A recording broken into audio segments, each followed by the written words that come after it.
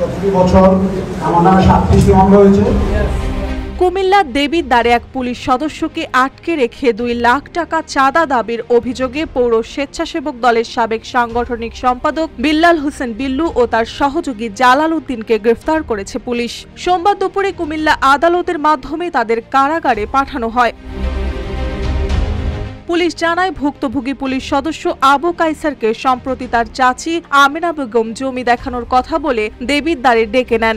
জমি না পছন্দ হওয়ায় চলে যেতে চাইলে কৌশলে তাকে আলমপুর কারিমিয়া মাদ্রাসা সংলগ্ন আব্দুল বারেক ভিলার 5ম তলায় ডেকে নিয়ে যান। সেখানে আগে থেকেই ওত পেতেছিল বিল্লাল ও তার সহযোগীরা। কিছুক্ষণ পর উপস্থিত হন কাউসারের সাবেক স্ত্রী তসলিমা আক্তার। তারা সবাই মিলে কাউসারের ভিডিও ধারণ করে 20 লাখ টাকা দেনমোহরে পুনরায় বিয়ে করতে চাপ দেন। বিয়েতে রাজি না হলে ভিডিও ফাঁসের ভয় দেখিয়ে 2 লাখ টাকা চাঁদা দাবি করে।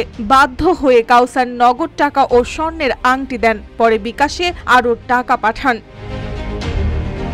নির্যাতন বেড়ে গেলে কাউসারের বর্তমান স্ত্রী ইশরাক হাসান খবর পেয়ে তাকে উদ্ধার করেন। পরে তিনি দেবিদ্বার থানায় চাঁদাবাজির মামলা করেন। মামলায় সাবেক স্ত্রী তসলিমা আক্তার, চাচি আমেনা বেগম সহ মোট 6 জনকে আসামি করা হয়েছে।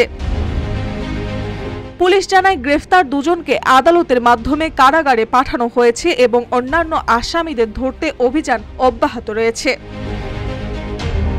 মার্জিয়া মৌ, রূপালী বাংলাদেশ।